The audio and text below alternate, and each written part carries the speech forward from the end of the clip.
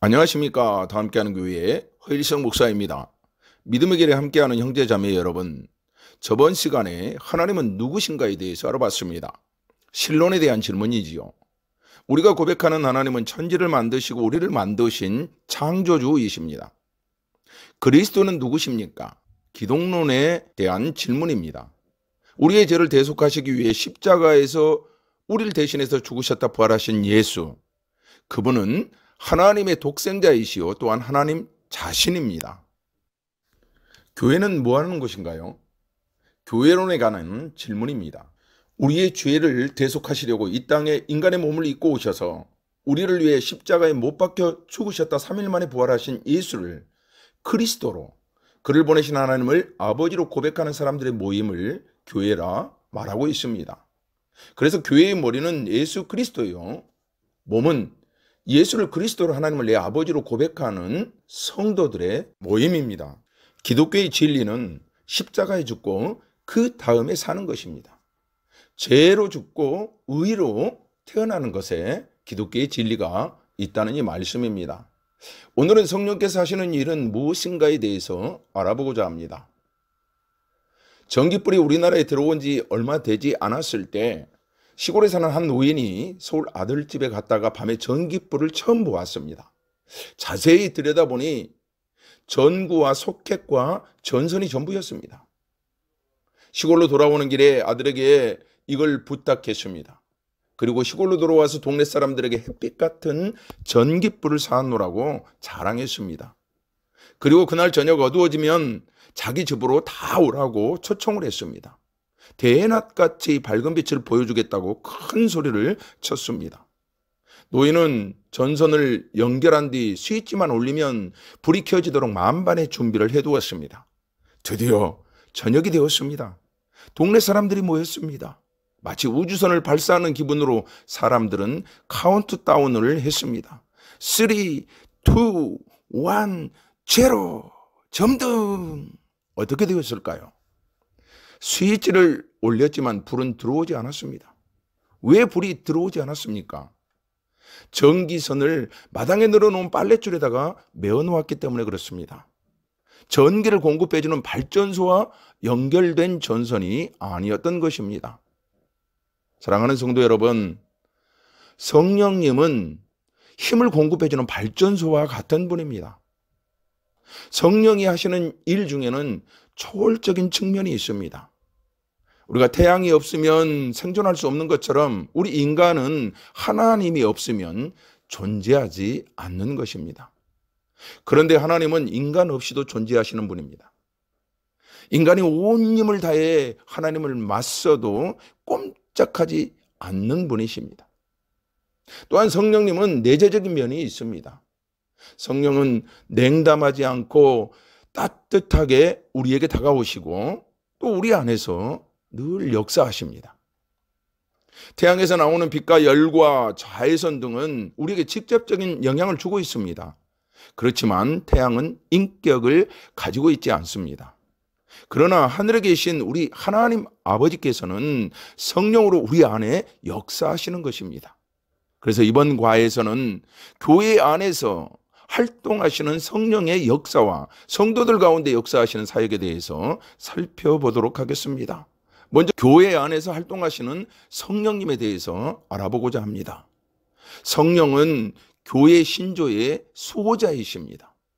성령님은 교회의 결정을 이끌어 주십니다. 또한 우리의 삶의 중요한 결정도 이끌어 주시는 분이십니다. 우리는 사도행전에 나오는 교회가 결정한 일들을 성령님의 인도하심에 의한 것임을 알 수가 있습니다. 복음을 전하기 위해 이방인에게 접근한 일이라든가 전도자를 세운 일, 또는 예루살렘 회의에서 가결한 새 지침들, 사도행전 15장 28절부터 29절 말씀에 보면 우상의 제물과 피, 그리고 음행, 그리고 목에 매어 죽인 것들을 금하고 있는 이 지침들, 이것은 모두 성령님의 인도하심 가운데 결정된 것이었습니다. 또한 성령은 교회로 하여금 선교하시게 하시는 분입니다. 사도행전 1장 8절 말씀해 보니까 오직 성령이 너희에게 임하시면 너희가 권능을 받고 예루살렘과 온 유대와 사마리아와 땅끝까지 이르러 내 증인이 되리라 하시니라. 아멘. 여러분, 성령이 임하시면 주님의 증인이 됩니다. 성령이 임하셔야 주님을 담대히 전할 수 있는 것입니다. 성령의 인도하심이 없었다면 교회는 유대교회의 한 분파에 불과했을 것입니다. 그런데 성령님의 도우심으로 온 세계는 복음을 접할 수 있게 되었습니다. 그 결과 저희 여러분도 예수님을 믿는 그 축복을 받게 된 것 아닙니까? 여러분, 연구하고 토의하는 것도 좋은 일이요 필요한 일이지만, 그러나 성령께서 그 일에 함께하여 주시지 않는다면 모두 헛된 일이 될 수밖에 없습니다. 잠시 교회의 역할에 대해서 살펴보도록 하겠습니다. 교회에는 크게 5가지 역할이 있는데, 예배와 말씀과 교육과 친교, 그리고 봉사입니다. 그리스어로 레이트루기아, 케르그마, 디다케, 코이노니아, 디아코니아라고 합니다. 교회의 의원은 에클레시아인데 불러냄을 받은 사람들의 모임이라는 뜻이 있습니다. 이 모임이 바로 교회이고, 그 교회의 역할이 있는데 예배와 말씀과 교육과 친교, 그리고 봉사라는 말씀입니다. 형제자매 여러분, 기도와 휴대전화의 공통점을 아십니까? 그것은 바로 대화의 매체라는 것이지요. 그렇다면 기도와 휴대전화의 차이점은 뭘까요?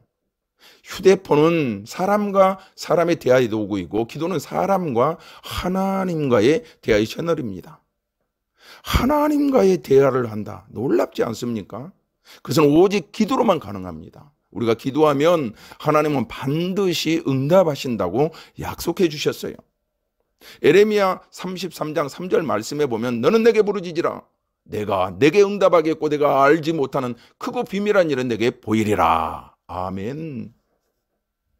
사랑하는 성도 여러분, 우리는 성령 안에서만 하나님께 참으로 예배할 수 있습니다. 성령 없이는 찬양도, 기도도, 교제도, 예배도 드릴 수 없습니다. 요한복음 4장 24절 말씀에 보니까, 하나님은 영이시니 예배하는 자가 신령과 진정으로 예배할지니라. 아멘. 물론 우리가 성령 없이 예배도 외형적인 아름다움을 표현할 수도 있습니다. 그러나 그곳에는 능력이 없습니다. 참다운 예배는 성령 안에서 드리는 예배, 하나님의 영으로 드리는 예배입니다. 거기에 사람을 변화시키고 치유하는 능력이 나타나게 되는 것입니다. 또한 성령으로부터 교회의 교제와 통일이 이루어집니다. 우리는 사도신경에서 이렇게 고백합니다. 성령을 믿사오며 거룩한 공회와 성도가 서로 교통하는 것을 믿습니다. 여러분, 성도가 서로 교통하는 것, 이것은 신령한 교제를 이야기하고 있습니다. 우리가 교제하는 데 있어서도 육의 교제가 있고 혼의 교제가 있고 영적인 교제가 있습니다. 육의 교제는 우리가 사업 파트너, 동업자, 이 물질이 매개체로 이루어진 그런 관계입니다. 그리고 혼의 교제는 이성과 지식, 이 물질이 매개체가 돼서 하는 교제입니다. 여러분, 물질로 하는 교제는 덧없는 물질과 운명을 같이 하는 것을 보게 됩니다. 또한 영적인 교제가 있습니다.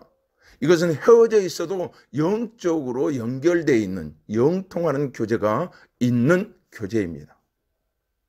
여러분, 성령과 교회의 관계, 성령과 성도의 관계가 바로 이 영적인 관계임을 사도신경이 고백하고 있는 것입니다. 마태복음 16장 13절부터 20절 말씀에 보니까 베드로가 예수를 그리스도로 고백하는 말씀이 나옵니다. 예수께서 빌립보 가이사라 지방에 이르러 제자들에게 물어 이르시되, 사람들이 인자를 누구로 하느냐? 이르되 더러는 세례 요한, 더러는 엘리야, 어떤 이는 에레미야나 선지자 중에 하나라 하나이다. 이르시되 너희는 나를 누구라 하느냐? 시몬 베드로가 대답하여 이르되 주는 그리스도요 살아계신 하나님의 아들이시니이다. 예수께서 대답하여 이르시되 바요나 시몬아, 내가 복이 있도다. 이를 내게 알게 하니는 혈육이 아니요 하늘에 계신 내 아버지시니라. 또 내가 내게 이르노니 너는 베드로라. 내가 이 반석 위에 내 교회를 세우리니 음부의 권세가 이기지 못하리라. 내가 천국의 열쇠를 내게 주리니 내가 이 땅에서 무엇이든지 매면 하늘에서도 매일 것이요 내가 땅에서 무엇이든지 풀면 하늘에서도 풀리리라 하시고, 이에 제자들에게 경고하사 자기가 그리스도인 것을 아무에게도 이르지 말라 하시니라. 아멘. 성도 여러분, 성령이 떠난 교회는 교회일 수 없습니다. 성령께서 함께 하시지 아니하시면 교회 안에 참다운 교제가 있을 수 없기 때문에 그렇습니다. 분리는 자연적인 인간의 특성이지만 통일은 오직 그리스도인의 특성입니다. 요한복음 13장 35절 말씀해 보니까 너희가 서로 사랑하면 이로써 모든 사람이 너희가 내 제자인 줄을 알리라. 아멘. 성령은 이처럼 나를 우리 되게 합니다. 교회에서도 나야 나를 알아달라고 이렇게 자기 충만 성질 충만한 사람은 아직 성령 받지 않은 사람들입니다. 이런 사람들은 대부분 골치 아픈 사람들이 많아요. 이런 사람과는 평생 같이 해도 남남입니다. 왜냐하면 성령 받지 않았기 때문에 하나 되지 못하기 때문에 그렇습니다. 고린도전서 12장 7절부터 11절 말씀해 보면 성령 받게 되면 9가지 은사가 주어진다 이렇게 기록되고 있습니다. 지혜의 말씀과 지식의 말씀과 믿음과 병 고치는 은사와 이적을 행하는 능력과 예언의 은사와 영분별과 방언과 통역의 9가지 은사가 주어진다고 말씀하고 있습니다. 또한 성령으로부터 교회 안에 여러 가지 은사가 주어집니다. 주시는 이유는 고린도전서 12장 27절 말씀해 보니까 각 사람에게 성령의 나타나심을 주심은 유익하게 하려 하심이라. 또한 고린도전서 12장 11절 말씀해 보니까 이 모든 일은 한 성령이 행하사 그 뜻대로 각 사람에게 나누어 주시느니라.